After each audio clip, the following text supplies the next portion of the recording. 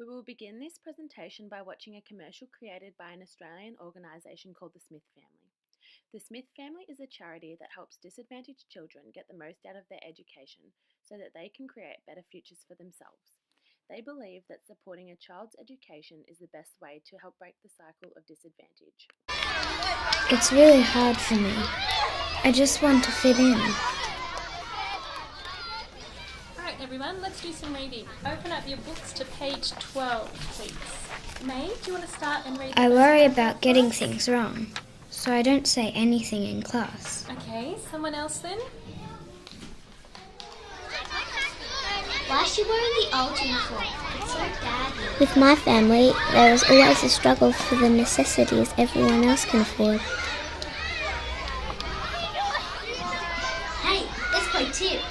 Can I play too? No, you're a loser. They never ask me to play. I don't think they like me. I just want to play. Many children throughout Australia and the world are experiencing the same feelings and problems as the children presented within the video. We will now discuss the definition of poverty. Poverty is an issue that is plaguing every nation throughout the world. Poverty can be defined in a number of different ways, and there are multiple causes and factors that contribute to the level of poverty a person can experience. Poverty is a state of being extremely poor, and many researchers believe that people living in households below 60% of the median income are living in poverty. There are two different types of poverty: absolute poverty and relative poverty.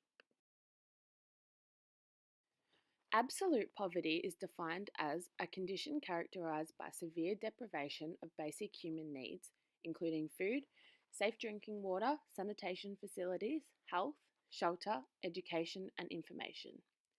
Absolute poverty rarely occurs in the world's richer countries, which means that indicators of poverty in such countries are based on relative indicators.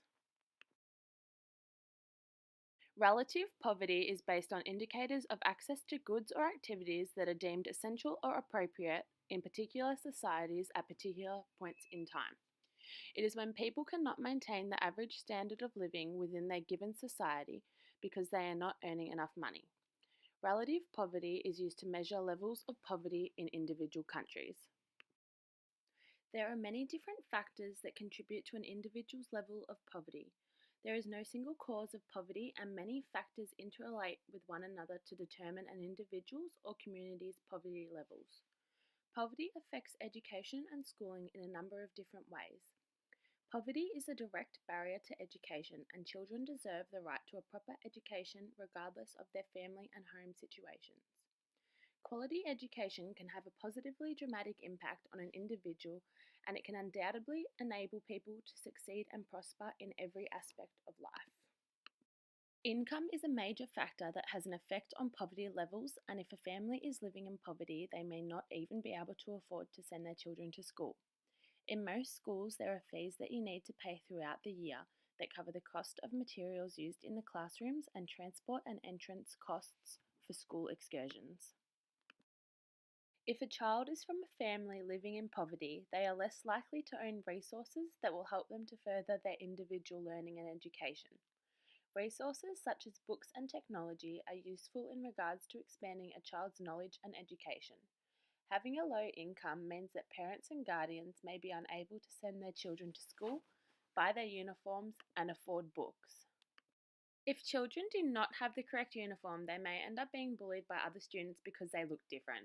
This can have a considerably negative effect on the given child's self-esteem and confidence. If a child is being bullied, their levels of class participation can decrease, and they may end up obtaining a lot of absences due to the fact that they do not want to attend classes because they're being bullied. Young people living in poverty are more likely not to enroll or be retained in education, are more likely to achieve poorer educational outcomes, and in many other ways are likely to demonstrate lower levels of general educational well-being than young people living in relative affluence. If students from a poor background do not attend their classes, they will miss out on valuable learning time, which can have a negative effect on their educational outcomes. Although education is seen as a way out of poverty, learners from poorer backgrounds consistently do badly in the education system. How schools address poverty is an important test of an education system. There are strategies that can be put into place to ensure that all children receive a quality education, no matter what their background and living situations are. Teachers, schools, and the government need to come together as one in order to reduce inequality and socio-economic barriers found within classroom and school settings. Overcoming educational disadvantage is not an easy task, but there are measures that can be put into place to help schools and communities combat this issue. For my community engagement, I volunteer at Sacred Heart Primary School in Fitzroy and I work with the kids in prep. All of the children in the class live in the Housing Commission flats located in Fitzroy, and they are mostly from an African or Asian background. These students are living in disadvantaged circumstances, but there are measures that the school takes to ensure that the students receive a quality education.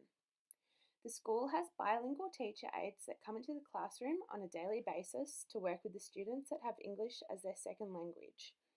This ensures that these particular students are not falling behind in their schoolwork. The school also conducts home visits to ensure that their students are living in environments that are suitable for learning. By doing this, it ensures that the students are surrounded in positive learning environments that promote optimum learning. There are many volunteers that assist with the classroom activities in the prep class. The teacher relies heavily on us because she cannot always check up on every student's individual learning throughout the lessons. Having committed volunteers ensures that all students within the class can successfully gain new knowledge and receive a quality education. When I volunteer at the school, it is evident that socio-cultural theories have an impact on how the children learn. Socio-cultural theories suggest that human learning is a social process and knowledge is gained through social interaction. Every morning in groups, the students participate in activities called play learning. These activities are implemented into class lessons to teach the students valuable life skills and knowledge. Children work socially with one another to recreate real-life scenarios.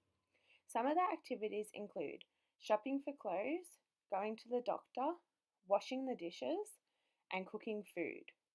The children play with props and work together to learn skills that can be utilised in real-life situations.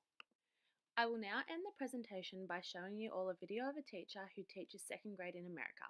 He goes above and beyond to ensure that all of his students can learn and grow despite living in poverty.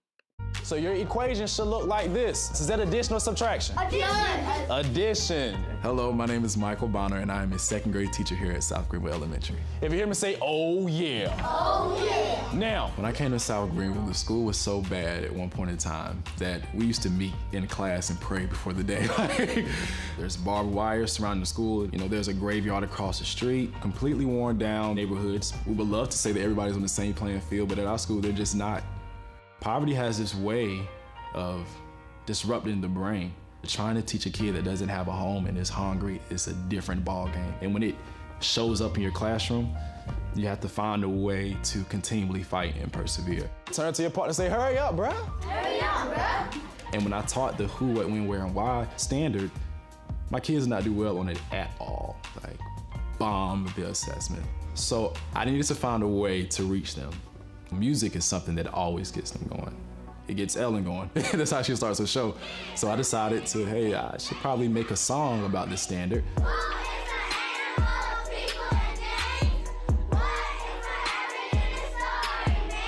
They are actually writing the lyrics, shooting it, editing it. So I said, okay, so we may have something here. And they passed with like flying colors. I didn't expect it to go viral. This kid walked up to me and was like, Mr. Bonner, you see our video on Facebook? We're famous now.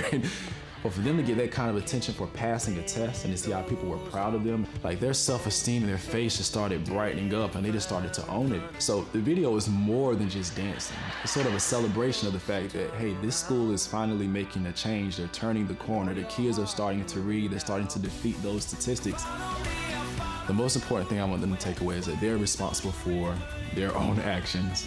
When they leave me, they still have a self-obligation to make the right choice to ensure they have a great future. Mr. Bonner taught me that I am smart. Mr. Bonner taught me I am strong. Mr. Bonner taught me that I am cool, and I want to be a president when I grow up.